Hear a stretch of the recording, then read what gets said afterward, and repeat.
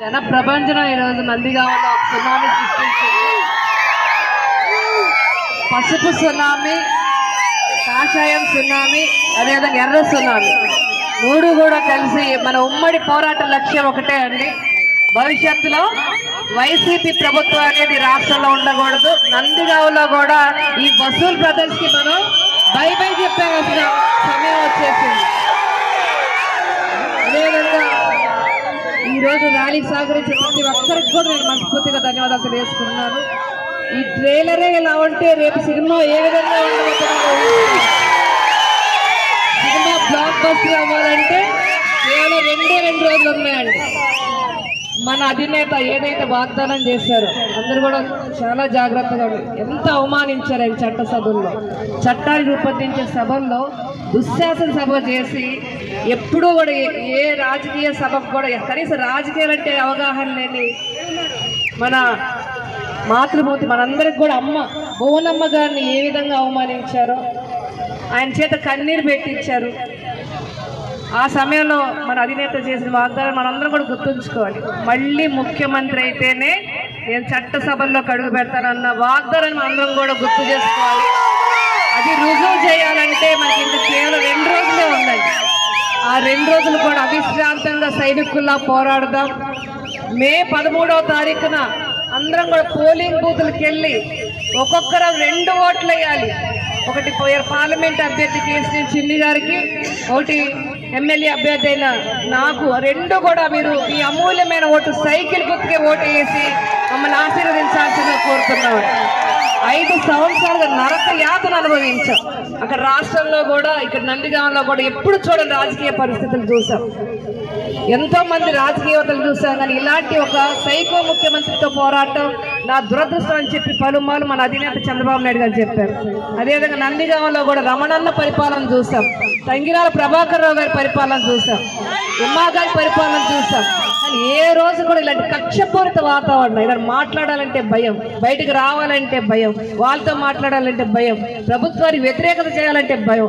ఈరోజు మనం ప్రశ్నిస్తే దాడులు, కేసులు, ఒక ఆడపడుచులను చూడకుండా ఒక దళిత సాటి దళిత, వాళ్ళు దళితులే, నేను కూడా దళితురాలని, సాటి దళితుల మహిళ అని చూడకుండా 22 కేసులు పెట్టి ఏ విధంగా వీళ్ళు మానసిక క్షోభ పెట్టారో మీ అందరూ కూడా చూశారు. 5 సంవత్సరాలుగా అనేక పోరాటాలు చేశాం. అదేవిధంగా ఈరోజు ఈ వసూల్ బ్రదర్స్ దేనిని కూడా వదలలేదండి. కొండలు తరిగిపోయినాయి, గొట్టలు తరిగిపోయినాయి, ఇసుక కొండలు ఏ విధంగా పెరిగిపోయినాయి చూసాం. చెట్లను కూడా వదలలేదు వీళ్ళు. ఏ విధంగా నందిగామని అడ్డగోలుగా దోచుకున్నారో వీటన్నిటికి కూడా సమాధానం చెప్పాల్సిన రోజు వచ్చేసింది. అదేవిధంగా రేపు మన అధినేతను చంద్రబాబు నాయుడు గారిని చట్టసభల్లోకి పంపించే నిర్ణయం తీసుకునే రోజు కూడా వచ్చేది. అది మన చేతుల్లోనే ఉంది. నందిగామ నుంచి మనం పసుపుని, మన సైకిల్ని అసెంబ్లీలోకి పంపించి మన చంద్రబాబు నాయుడు గారు గిఫ్ట్గా ఇవ్వాలంటే తప్పకుండా మీరు మీ అమూల్యమైన ఓటు సైకిల్కే వేయండి. అదేవిధంగా రేపు మన అధికారంలోకి వచ్చాక పూర్తిగా బాబు గారు సంక్షేమం అదేవిధంగా అభివృద్ధి మీద పూర్తిగా దృష్టి పెట్టారు.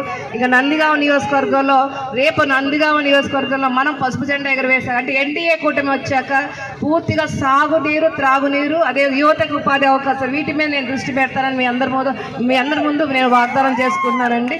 ఎందుకంటే సాగునీరుకి ఏ విధంగా రైతన్నలు ఎక్కువగా మనం ప్రాథమిక రంగం వచ్చేసి వ్యవసాయ రంగం, ఇక్కడ రైతన్నలు ఏ విధంగా 5 సంవత్సరాలు బాధపడ్డారో, వేదాది స్కీమ్ లేక ఏ విధంగా అల్లాడారో ఇవన్నీ కూడా మనం పరిశీలించాం. తప్పకుండా రేపు అధికారంలోకి వచ్చాక సాగునీరు మీద పూర్తిగా దృష్టి పెడతాను.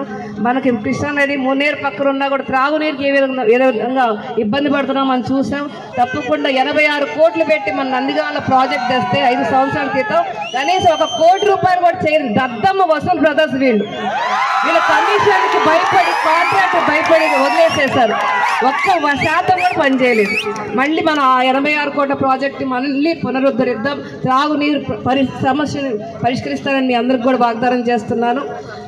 అదేవిధంగా లేని 100 పడకల హాస్పిటల్, లేని కేంద్రీయ విద్యాలయం, అసలు ఏ విధంగా స్వర్గాన్ని కూడా తీసుకొచ్చి ఇది మేమే తీసుకొచ్చామని చెప్పే అభూత కల్పన సృష్టించే వసూల్ బ్రదర్స్కి మనం అందరం కూడా బుద్ధి చెప్పాలి. ఈరోజు 100 పడకల హాస్పిటల్ ఎక్కడ, కనీసం ఆ స్థలానికి రిజిస్ట్రేషన్ అయిందండి?